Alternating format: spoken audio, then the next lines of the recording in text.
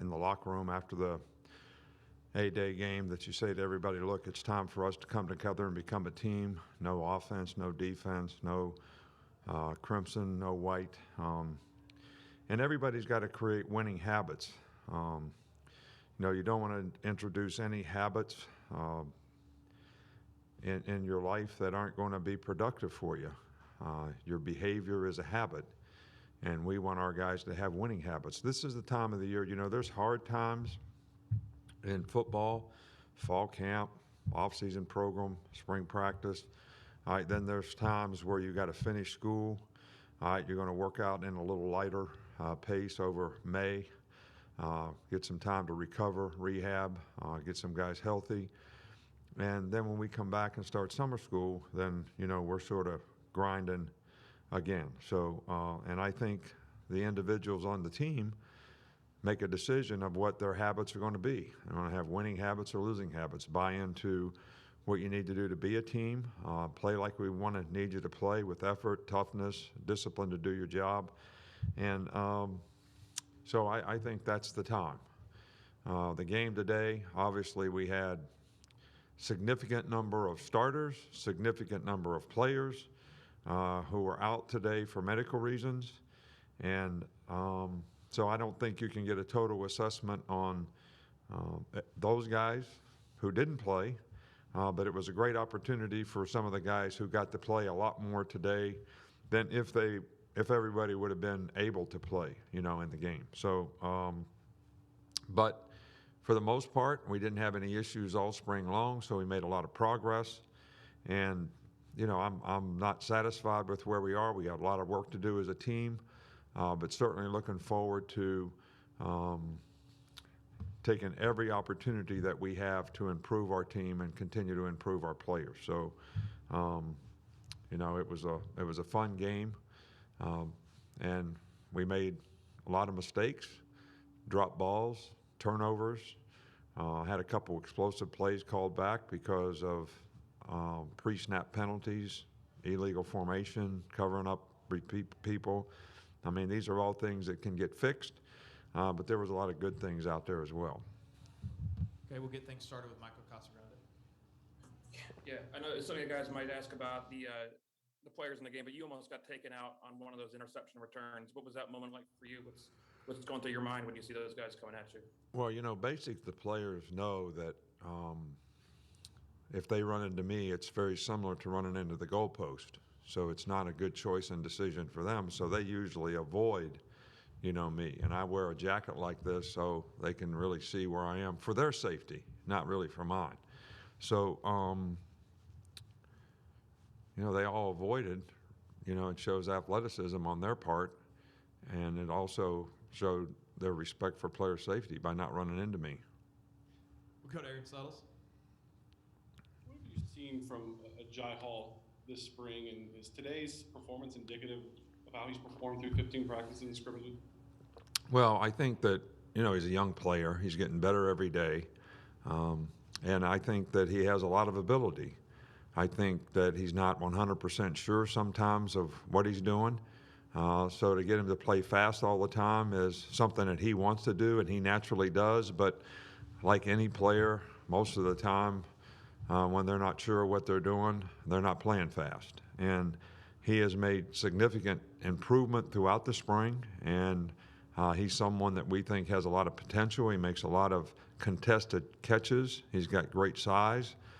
He's got really some explosive speed that I think, we need Mechie out there and some guys to complement, John Mechie when he gets back. So, we're pleased with his progress, and he had a very good spring. Go to Charlie Potter.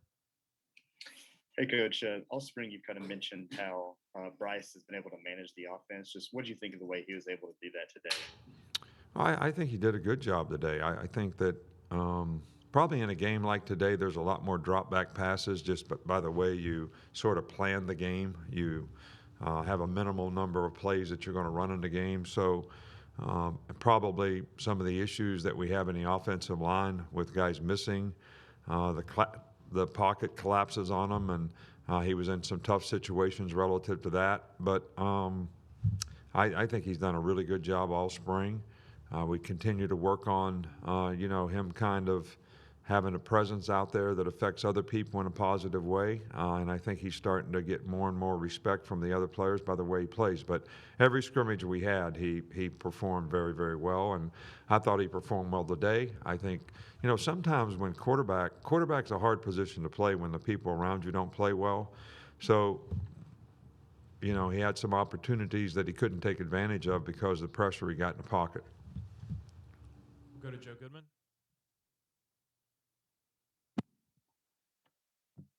Hey, Nick, just wanted to say, first off, immensely enjoyed the pink suit.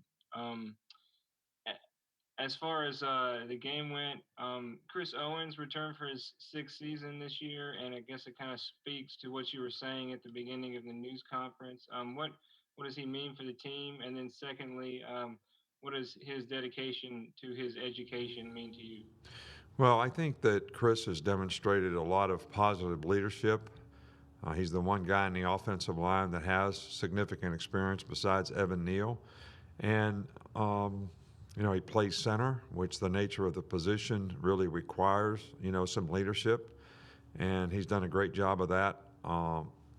The fact that he's a very good student and he has a lot of respect for his education, I think, is something that we certainly respect in every one of our players. We tell all of our players, you're here to prepare yourself for the day you can't play football. And Chris probably has an opportunity, if he has a great year next year, to create some value for himself as a player, but he certainly set himself up nicely for his future when he doesn't play football. Go to Cecil Hurt. Coach, what kind of options offensively does having 2 tight ends, Gillicuddy and Latu, who both seem to have had really productive spring, productive data? How does that fit into your offense and what you want to do?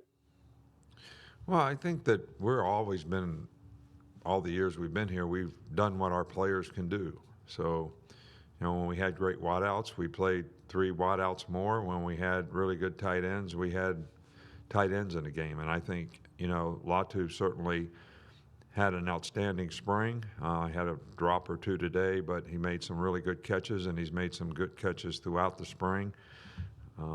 Jaleel is a very talented player who can make plays. So to use those guys relative to what they can do and how they can help us offensively, I think is, what we always want to try to do. Assess what players that we have and what can we do to help those players be most successful in terms of how we feature them. We've always, tried to do that on offense. I think defense, you've heard me say this before, you play a system on defense because you have to adapt to so many things. And offensively, you're always trying to adapt the system, in which we have a lot of versatility in our system, to feature the players that we have. And certainly these 2 tight ends are guys that shown a lot of promise this spring. We'll go to Vendant. Hi, Coach. This is Vedant Gupta, the 14-year-old president of Global Kid Media, and I had a question about your journey. You've obviously done a lot, and that includes going to Michigan State, where my dad recruited you to talk to the NBA students, to last year when we crossed paths and I tried to interview at Orlando, at the Citrus Bowl. Throughout it all, you've won championships. I want to know, what is the future in the next decade for this Alabama team? Will Coach Saban be with them? And what is the future of Coach Saban?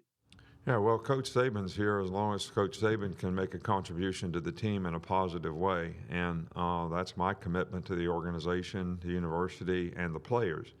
If I felt like I couldn't do the job for whatever reasons, then I think it would be time for somebody else to do it.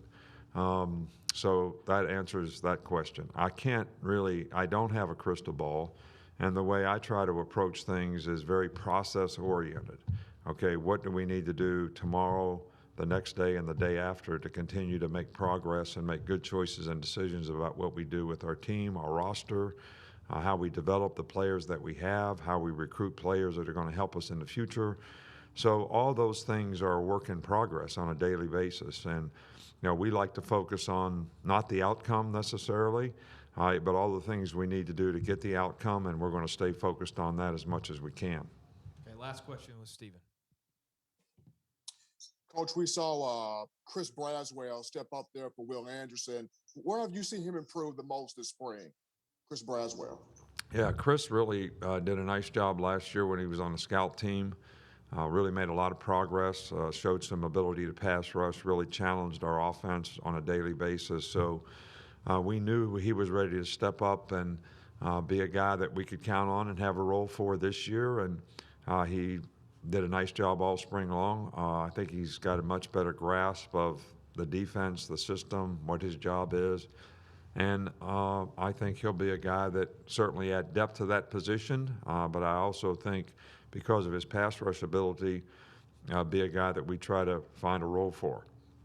Okay, Coach.